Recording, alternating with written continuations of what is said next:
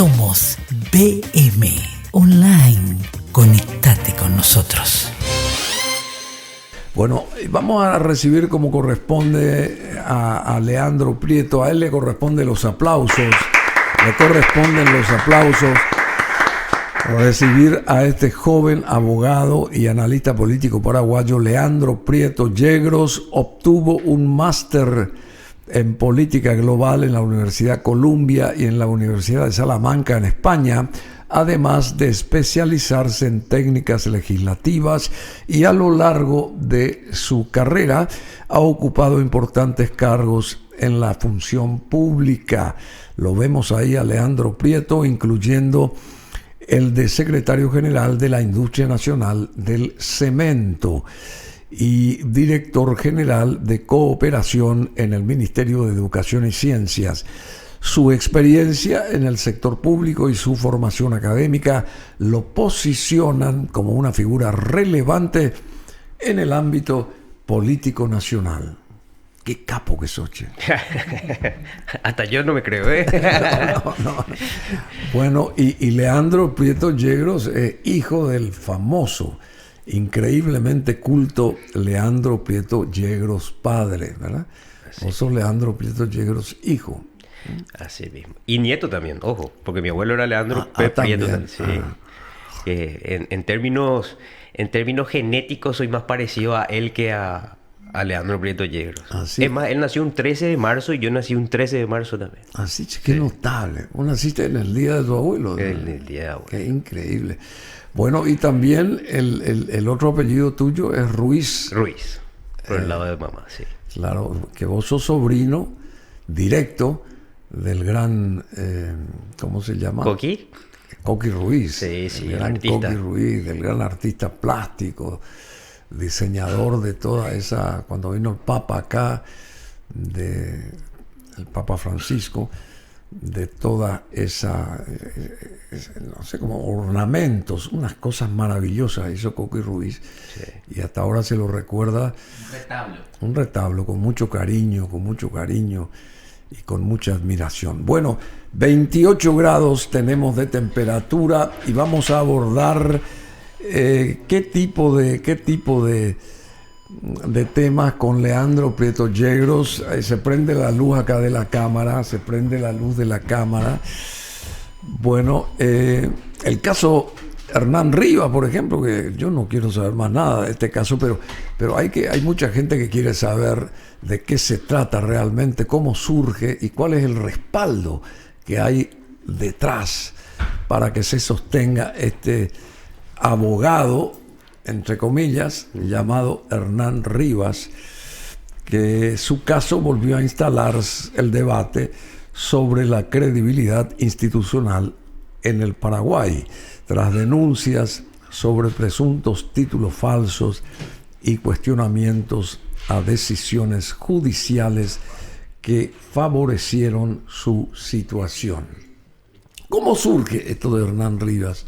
¿Y qué es lo que sabés vos del caso de Hernán Rivas? ¿Qué sabés vos?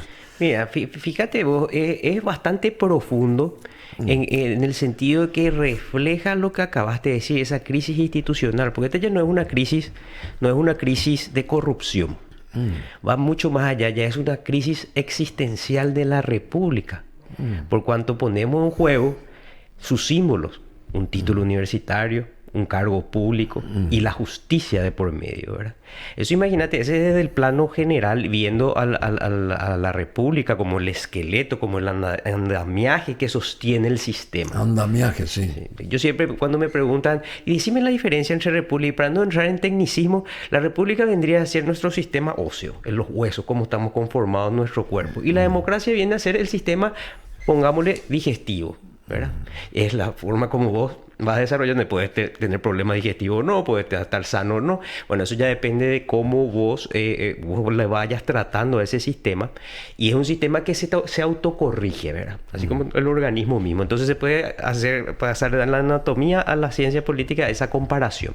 En fin, ¿qué pasa si vos te rompes un brazo?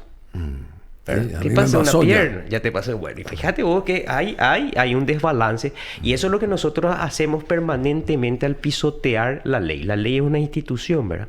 ¿Y qué es una institución? Y la institución, una de las definiciones que más me gusta a mí es la de Douglas North, un economista, premio Nobel de Economía. Él decía que son las limitaciones ideadas por el hombre para darle forma a la interacción humana.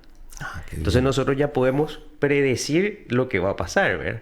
Por ejemplo, una institución, la más básica que me acuerdo, mi tutor preguntaba, el semáforo. El semáforo pone en rojo, te da la limitación de no pasar, ¿verdad? Entonces yo ya sé que el otro está en rojo, entonces yo puedo cruzar porque está en verde, ¿verdad?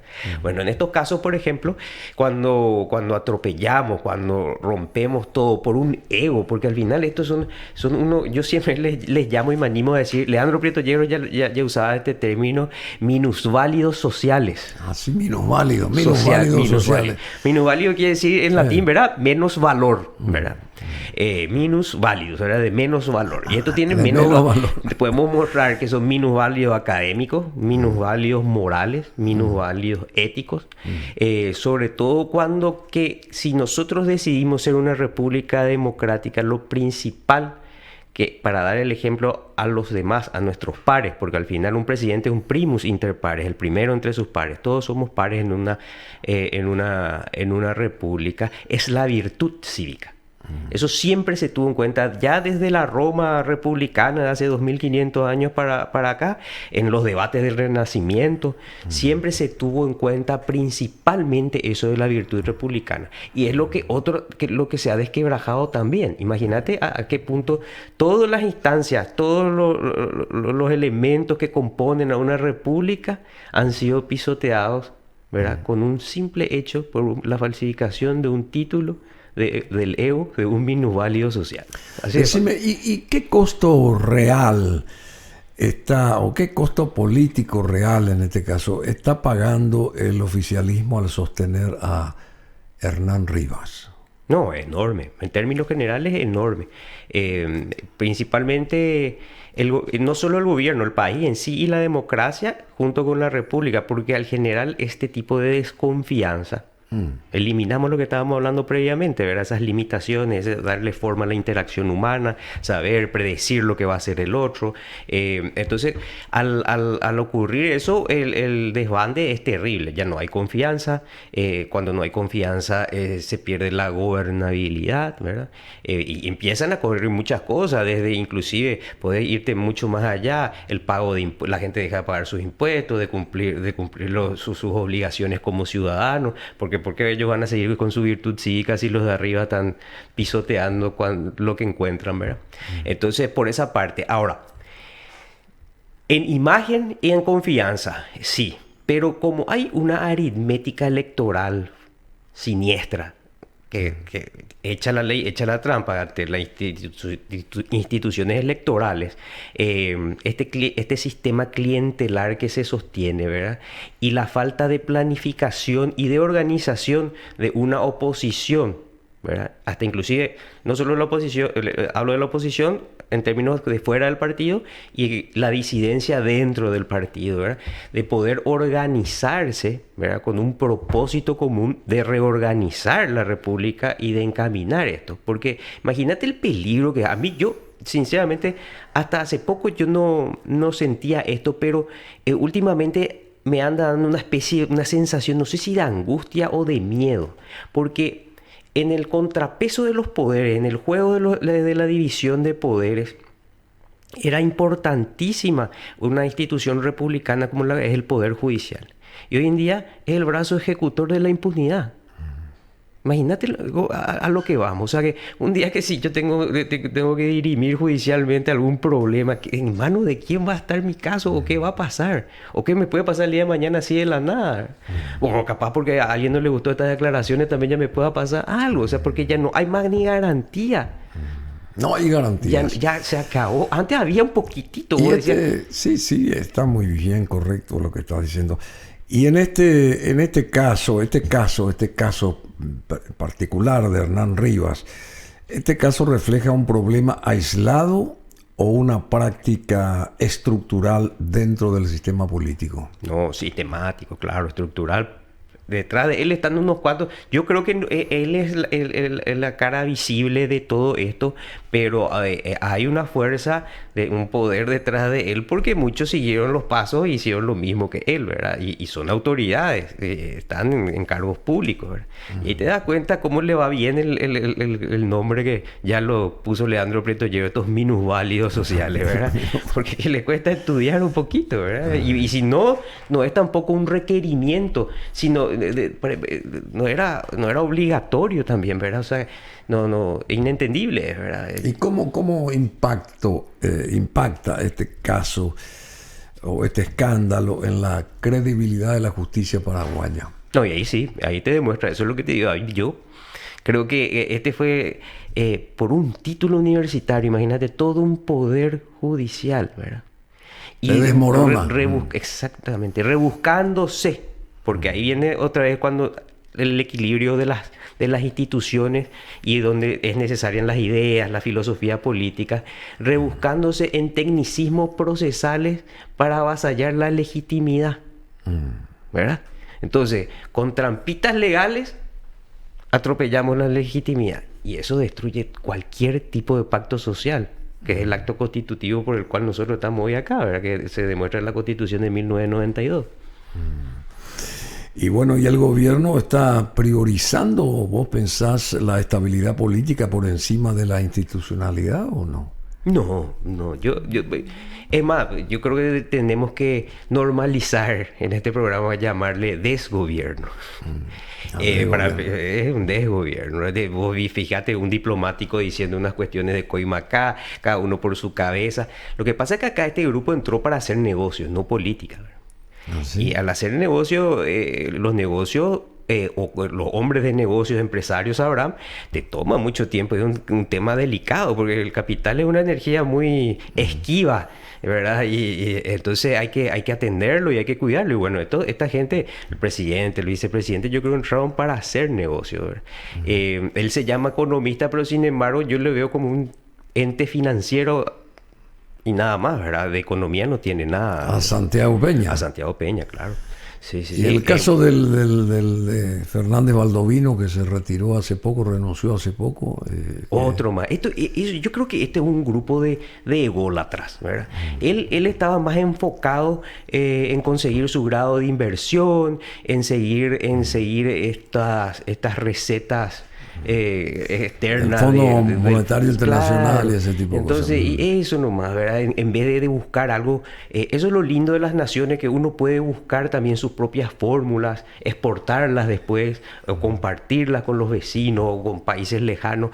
Eso tiene que ser, esa es la autodeterminación de los pueblos, ¿verdad? Pero copiando, y es así como aprendieron y es así como le enseñaron. Y ese es el sistema financiero. Cuando uno piensa en forma de finanzas, las muertes, las enfermedades, el hambre, son números, son porcentajes, no son personas, ¿verdad? Entonces yo no sé en qué punto el Partido Colorado, en qué punto los políticos paraguayos dejaron de ser humanistas.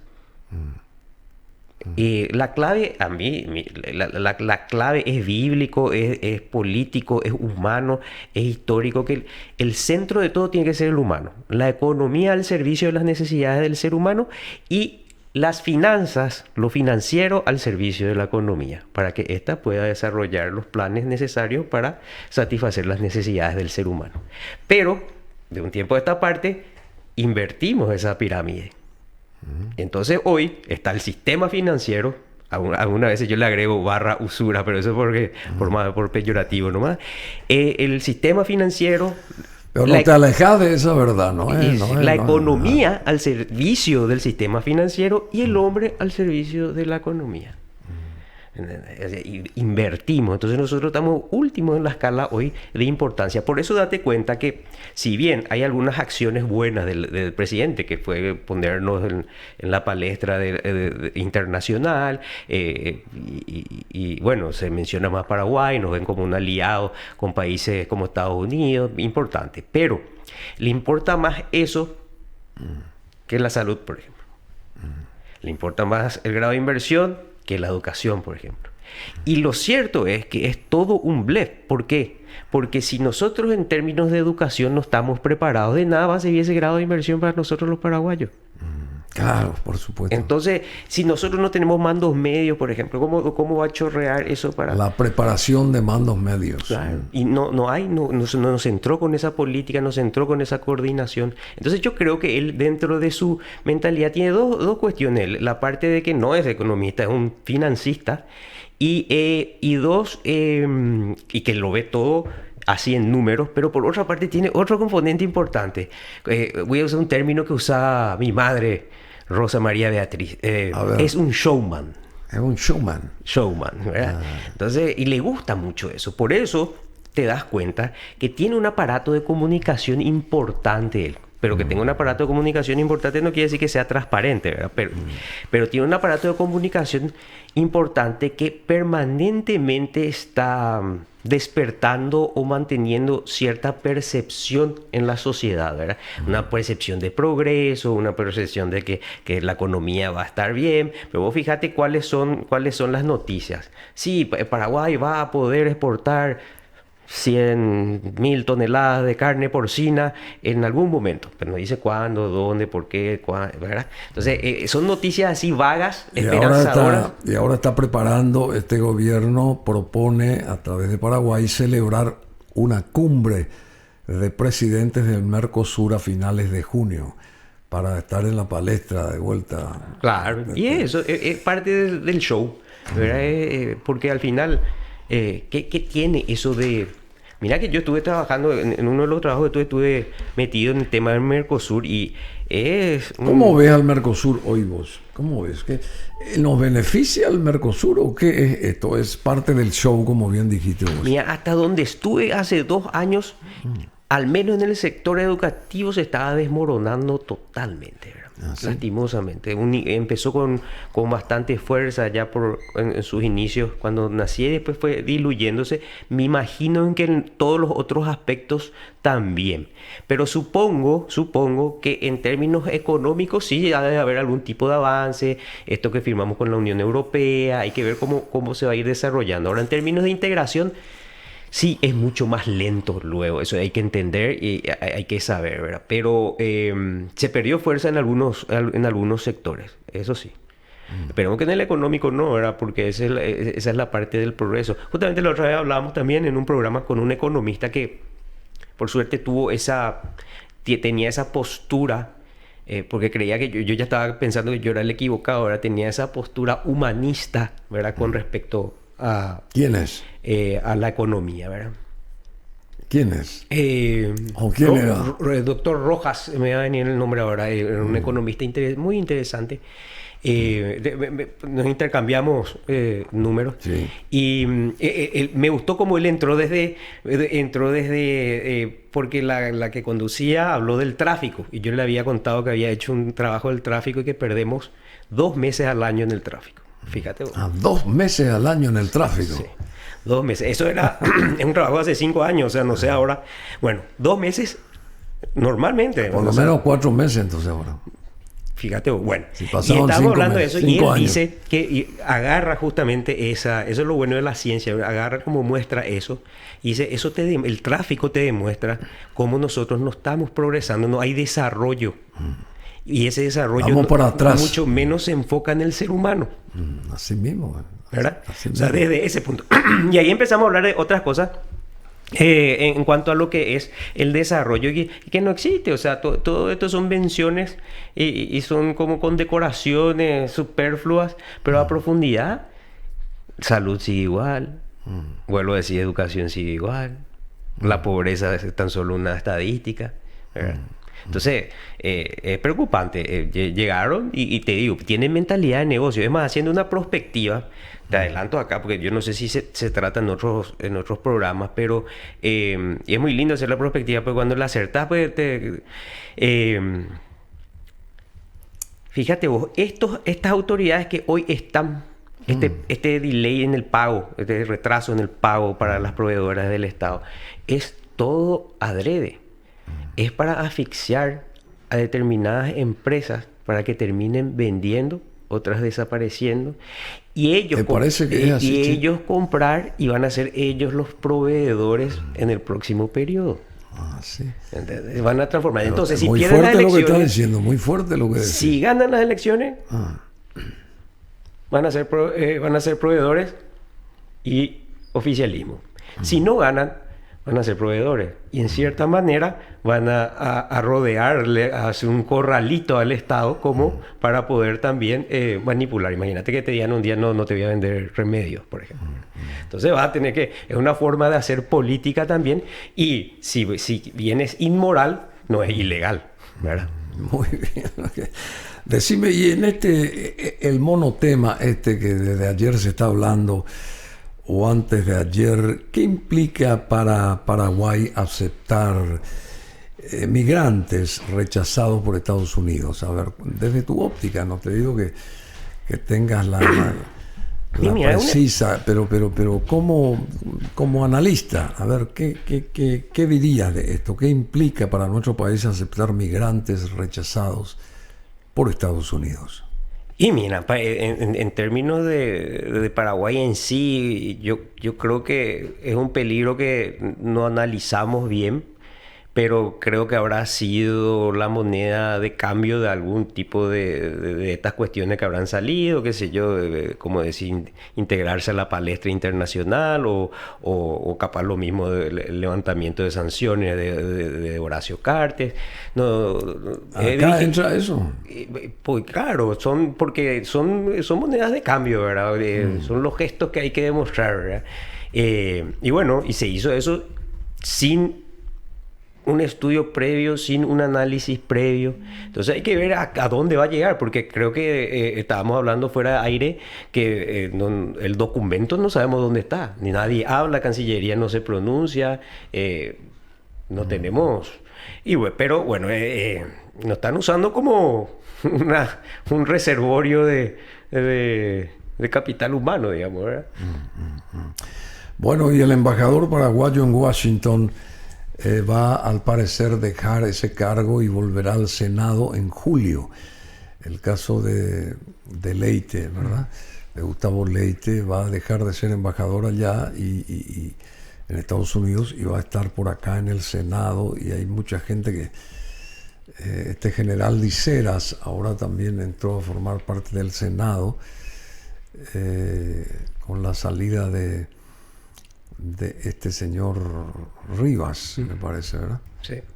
Es así.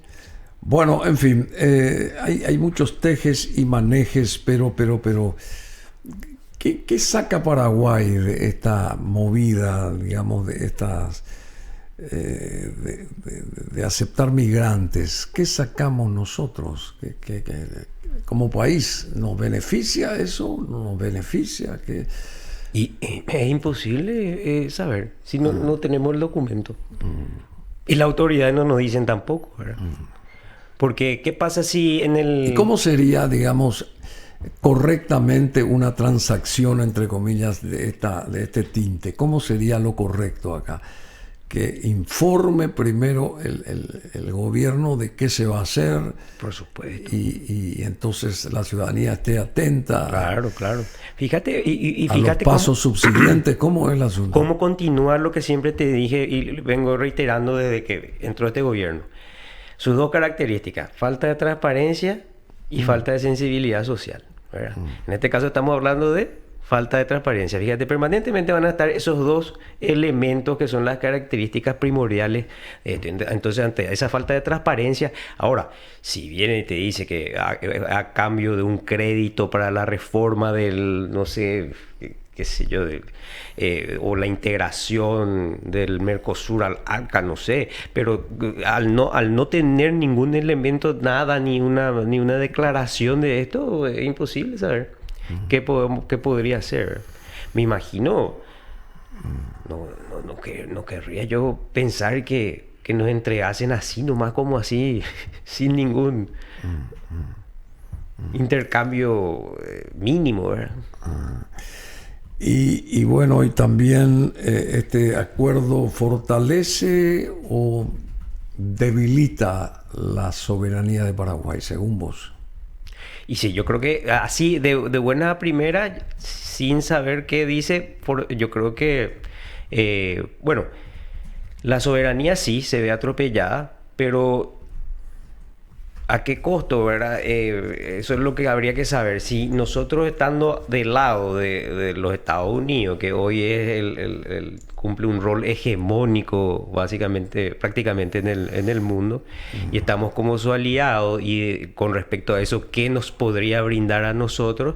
Bueno, es como un trueque, ¿verdad? Entonces, y eso hay que consultar lógicamente, porque cuando hablamos de soberanía, la soberanía es de cada uno de los componentes de la nación y de la república. Nuevamente ahí entra a tallar otra vez el rol de la información y para saber en qué es lo que nosotros estamos jugando con este papel, ¿verdad? Y decime, ¿y qué señal está dando Paraguay a la comunidad internacional con estas decisiones o determinaciones, digamos? ¿Cómo nos mostramos nosotros de que somos un país al que se le ordena tal cosa y se cumple lo que alguien más importante ordena o digita, qué sé yo, y somos nosotros unos qué sé yo, no sé, un territorio de paso, una cosa así? Sí, bueno, y ahí viene esa, digamos, contradicción enorme que se da en ese término, porque si uno se pone a analizar, generalmente en un tiempo yo trabajaba empresarios, si son empresarios serios, primero luego van a construir una perspectiva de acuerdo al país, hacer un análisis, ¿verdad? De cómo está. Y fíjate vos, ¿qué harías si te contratan a vos para que vos hagas el análisis y la perspectiva, ¿verdad? Entonces, estamos muy mal. Si bien, por eso te digo, tenemos un país que se está mencionando, que se está codeando con grandes países, ¿verdad? Que de ligas mayores, pero que sin embargo seguimos con el mismo peso a nivel internacional, porque no somos de peso, pero estamos ahí, ¿verdad? Nuestra apariencia, sí, eso puede llamar un poco la atención, pero después venimos, y ahí venimos con el tema inicial, que de lo de Rivas, venimos por un título universitario, nos quemamos de esta manera, demostrando que el poder real se maneja por detrás de la legalidad, de la legitimidad, ¿verdad? Entonces, poniendo en juego el mayor garante que puede tener un inversionista, que es el Poder Judicial.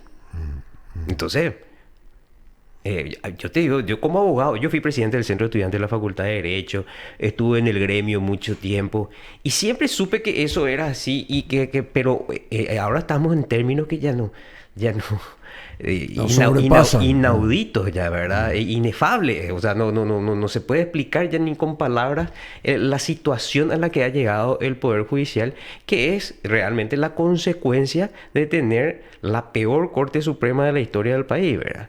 Y fíjate vos, y se les menciona a ellos. Yo siempre dije que el Poder Judicial y la Fiscalía también tiene mucho que ver la prensa, ¿verdad? Y la información, porque generalmente vos ves los titulares y dice fiscal desestima, bueno, entonces, pero el nombre tiene que ser el fiscal Leandro Prieto, ¿verdad? Porque tiene que ser responsable de sus acciones. Cuando dejamos de ser responsables de lo que está sucediendo, ¿verdad? Se diluye la responsabilidad y la virtud cívica ¿verdad? Y la carga pública que uno debe tener. Y fíjate vos, los ministros de la Corte, ¿hace cuánto no escuchás de uno de ellos? ¿Qué hacen? ¿Qué tipo de reforma plantean? La última creo que fue su reunión secreta con el presidente.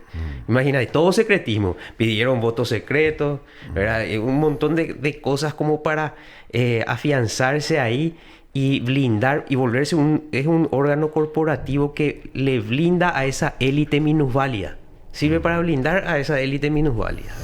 Decime, poniéndote en la piel de tu padre, que aparte de admirarlo, lo habrás comprendido y habrás sabido mucho de lo que vos sos hoy a través de él.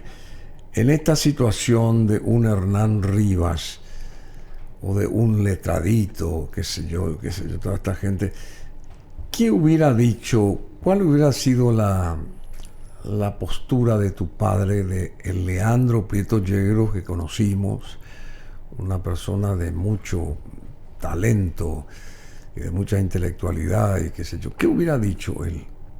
Y bueno, fíjate vos, te resumo con que en sus últimos tiempos, después creo que la edad y, digamos, esa debilidad que trae el tiempo no le permitió hacer, él quiso renunciar al Partido Colorado. ¿Ah, Ya sí? quiso renunciar. Claro que el Hernán Rivas todavía no estaba en acción, pero ya con lo que estaba antes, imagínate lo que sería ahora, ¿verdad? Pero si él estaba vigoroso, yo creo él siempre respondía de una manera un poco proactiva, ¿verdad? ¿Qué hubiera hecho eso en ese caso? Hubiera promocionado su Instituto de Estudios Políticos. Claro. ¿Verdad? Entonces, a un hecho así tan negativo, él lo pondría ese positivo como diciendo esto y la dura crítica que con su genio lo iba a lograr, ¿verdad? Pero yo creo que eso es lo que él iba a hacer, ¿verdad? Ante la ignorancia iba a dar conocimiento. ¿Cómo se lo extraña a él? Qué persona grata para conversar y qué sé yo, y con todo lo que sabía él, por supuesto. Bueno, Santiago Peña prepara maletas para la Argentina, ir a la Argentina ahora, en las próximas semanas irá a la Argentina ahora y en julio irá a Ecuador, y con esto el jefe de Estado llegará a sus viajes 64 y 65 desde que asumió el cargo de presidente en agosto del 2023. ¿Sigue molestando que Peña viaje tanto o no? Te traslado esta consulta, Leandro Prieto. Yo creo que a cierto sector sí, pero también cuando algo es tan abusivo se normaliza, ¿verdad? Entonces ya la gente ya no se sorprende, ya no dice nada, ya no se indigna, ¿verdad? Pero es interesante esto, porque fíjate cómo te di, haciendo una analogía nomás con este economista que después te voy a decir su nombre que me preguntaste, cómo él utilizó el tránsito, ¿verdad?, como un elemento de análisis de la economía. Esto también se puede analizar desde el punto de vista político, para decir, yo siempre sostuve que los permanentes viajes del presidente es la muestra más palpable de su desgobierno, o sea, de que él no gobierna. ¿Sí? Yo creo que él deja asentadas las Luis Rojas. las decisiones. Luis Rojas me parece. Luis Rojas Villagra. Estuvo acá también un chico, 47 años tiene más o menos. Sí. Un chico, pero muy... Luis Rojas. Sí, Luis Rojas Villagra. Sí, exactamente, él. Interesante. Bueno, y vos sabés que el hecho de viajar, ¿qué quiere decir? ¿Esconde otras cosas? O sea, se sale de la... Yo creo que del día a día tiene varios elementos, ¿verdad? El showman haciendo lo que le gusta. Entonces se va a él, porque si él en estos viajes tuviera logros, tenía que dar la rendición de cuentas. Es un elemento importantísimo en cualquier país civilizado, en cualquier república y democracia. No hay rendición de cuentas de lo que él logró en cada uno de sus viajes. En primer lugar, ¿verdad? Pero por otra parte, lo que demuestra claramente, a mí, yo veo de esta manera, ¿verdad?, muy personal, puedo estar equivocado, es que él no gobierna. Entonces deja asentadas las decisiones de gobierno en titular de la Cámara de Diputados, del Senado y en su vicepresidente. Entonces hay ahí como un conflicto, y está el número uno pero no está, y él está ya lejos, viajó, no su teléfono, entonces no le llamen, está en la conferencia internacional de tal cosa, y bueno, otros tienen que decidir. Entonces él es como que se lava las manos, ¿verdad? Una bisagra. Y claro, y no realiza nada, y eso es el mayor ejemplo de y por eso estamos así a los tumbos acá. Y también, porque claro, y después tiene ciertos sectores que solamente quieren hacer negocio, ¿verdad? Entonces no se hace política, no se piensa en políticas públicas. Hay un montón de nuevos actores orbitando en la esfera estatal, ¿verdad? Que son nuevos y están cumpliendo el sueño del pibe, como se dice, que es de proveer al Estado, de hacer negocio con el Estado. Y todo es negocio, nada pasa por la parte ya política, por llamarlo de una manera, entendiendo bien a la política, ¿verdad?, como ciencia y como arte, ¿verdad? Y vocación de servicio.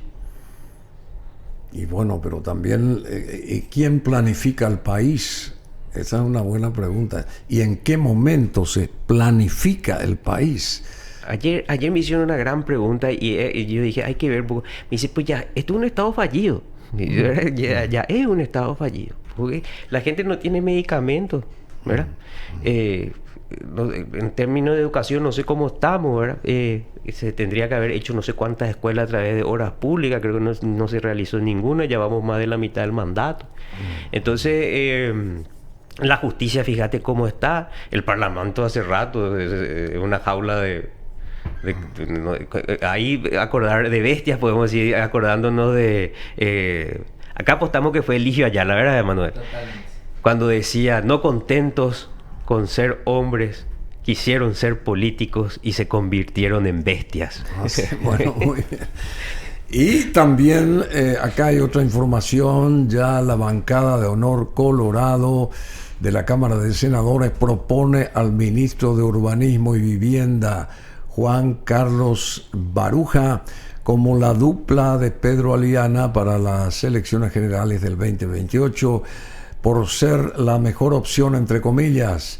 El presidente de diputados, Raúl Latorre, también suena como nombre en las internas coloradas y fue elegido por los diputados. Pero al parecer, Juan Carlos Baruja tiende a ganar esta posibilidad junto al vicepresidente. El vicepresidente que está buscando su dupla, y esta va a recaer en Juan Carlos Baruja, actual ministro de Urbanismo y Vivienda.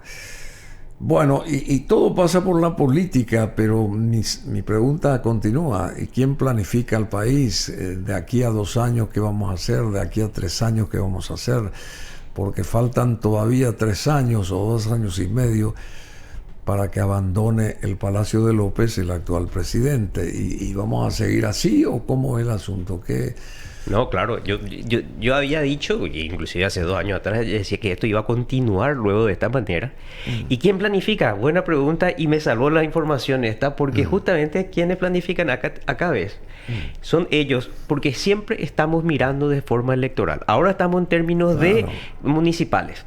Se están armando los equipos para ver cómo son, pensando en el 2008, en el 2028, bueno, cuestión electoral. Y sin embargo, ellos ya están también pensando para el 2028. ¿Qué pasa? Cuando se confirme quién va a ser el vicepresidente, pues ya tenemos al presidente, ahí vienen los cortesanos, ahí viene el sistema clientelar, se activa el rojo vivo y empiezan los pedidos, ¿verdad? Por más que puedan llegar algunos pedidos a ser pedidos loables, como por ejemplo una calle o una ruta, ¿verdad? Lo mismo tiene la lógica y el incentivo electoralista. Que si bien está bien porque es una etapa de la democracia, pero es la etapa superficial, no es la profunda de la democracia. Y nosotros estamos estancados en eso. Y fíjate ahora con tanta anticipación ya lanzando que si bien en términos democráticos como manera de transparencia está bien, pero sabiendo cómo se maneja el país y la clase política con su sistema clientelar, esto es una bomba de tiempo. Y ellos van a planificar. Todo se va a planificar de esa manera. ¿Cómo se va a hacer presupuesto seguro? Generalmente van a abrir un fondo para contratos en instituciones estatales, ¿verdad? Va a empezar esa lógica de crear nuevos lugares para los Si acá amigos. lo que hay que es ajustarse el cinto. Eso es lo que hay que hacer acá. Claro que sí. La economía de guerra que anunció este señor que se fue, que tampoco vino a decir, bueno, me voy, muchas gracias, hicimos esto, lo otro y lo demás allá. Fernández Valdovinos huyó y no hizo ningún raconto de sus años al frente de economía y usando finanzas. las palabras del doctor Rojas, justamente, él nos enseñó todo lo que no hay que hacer. Exactamente, nos enseñó todo. Eso dijo también ayer Amílcar Ferreira. Dijo. No sé si escuchaste, excelente la nota con él. Bueno, muchísimas gracias, querido Leandro Prieto Yegros, respetado abogado, analista político. Somos BM Online. Conectate con nosotros.